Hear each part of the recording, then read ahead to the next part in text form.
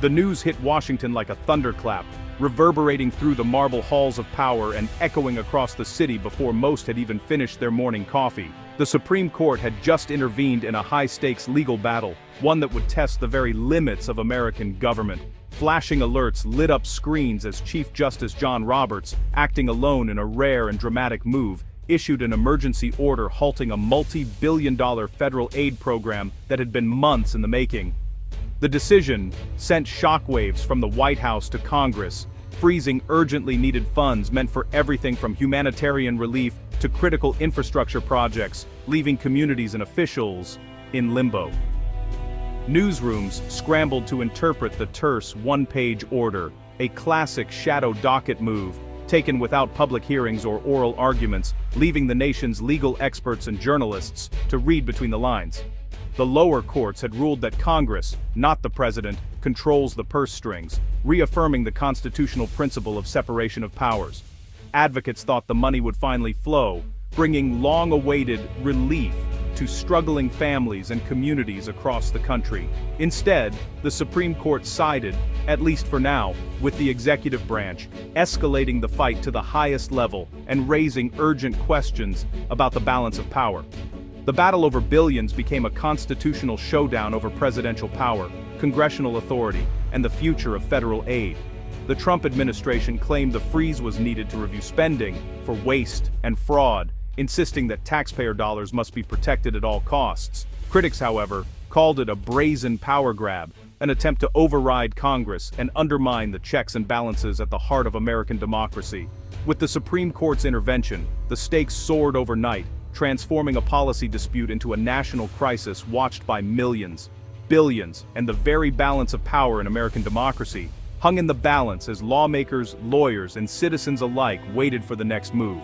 On this cold January day, the stage was set for a legal drama with consequences far beyond the courtroom, one that would shape the nation's future for years to come. What happened? In a matter of hours, a routine day in Washington was upended by a dramatic legal intervention that sent shockwaves through the Capitol and across the nation.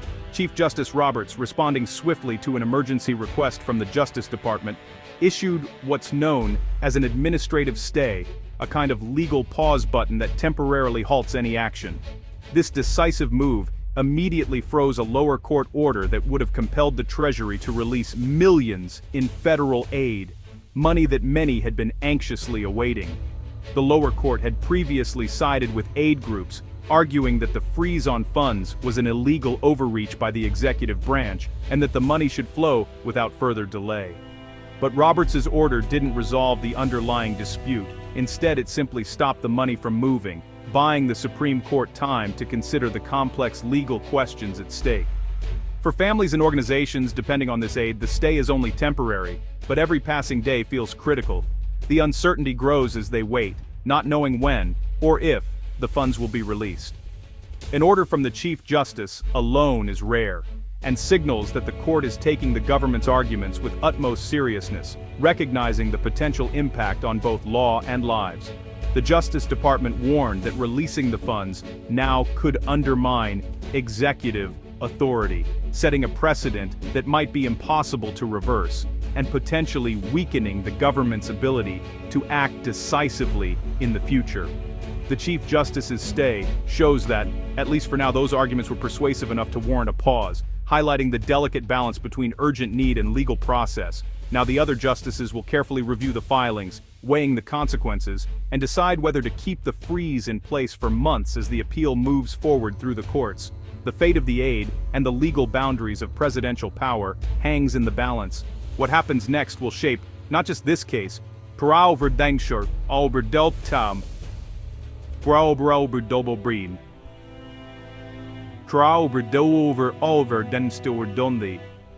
the future of executive authority and the lives of those waiting for help.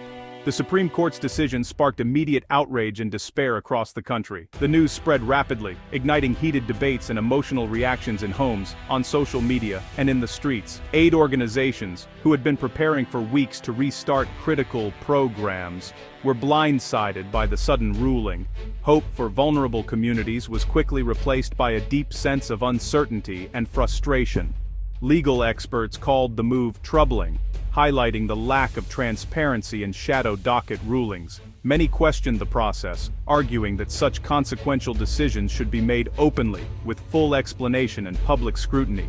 Critics warned this erodes public trust, making the court look more political than impartial. The perception of fairness, they argued, is as important as the rulings themselves, and this decision risked undermining both. The White House praised the decision as protecting executive authority, emphasizing the need for strong leadership. Meanwhile, congressional champions of the aid called it a slap in the face to democracy and to those who depend on government support. On the ground, aid workers faced heartbreaking conversations, having to tell families the help they'd promised wasn't coming, at least not yet. The sense of disappointment was palpable. How do you explain a Supreme Court stay to a single mother facing eviction? One aid worker asked, their voice heavy with emotion and frustration. The emotional toll is real. Lives are suspended in legal limbo, with families left to wonder what comes next and how they will get by in the meantime. For many, hope is running out. The wait for answers feels endless, and the anxiety grows with each passing day. Behind the legal drama, real people are left waiting, caught between policy and politics, their futures uncertain and their needs unmet.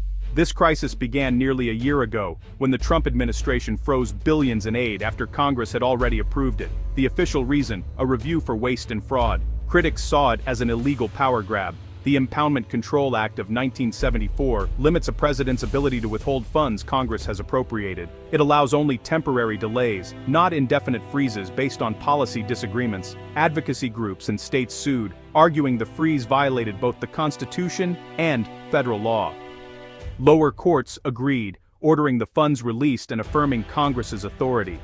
The administration appealed, and a federal appeals court upheld the injunction.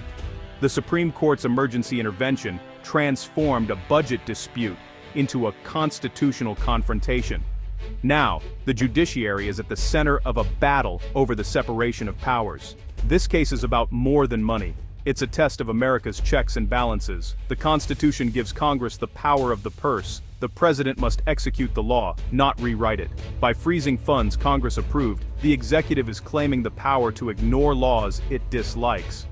Legal experts say this is like a line-item veto, which the Supreme Court has already ruled unconstitutional. If the president can refuse to spend money for programs he opposes, Congress's power is gutted. The case asks, where does the president's duty to execute the law end and overreach begin? The rule of law is at stake. No one, not even the president, is above it. The Supreme Court's swift action adds complexity, risking the appearance of partisanship. The outcome could redefine the balance of power for generations. Behind the legal arguments, real lives are at stake. The frozen funds were meant for global health, disaster relief, and domestic programs like housing and job training. With the freeze, vaccine shipments are canceled, clinics close, and families lose hope for safe homes or new jobs. Non-profits already stretched thin, face layoffs and canceled projects. The uncertainty cripples their ability to plan and serve communities. America's global reputation suffers too. When aid is withheld, allies question our commitments, and rivals fill the gap. The freeze isn't just a policy debate, it's a crisis for those who depend on these programs.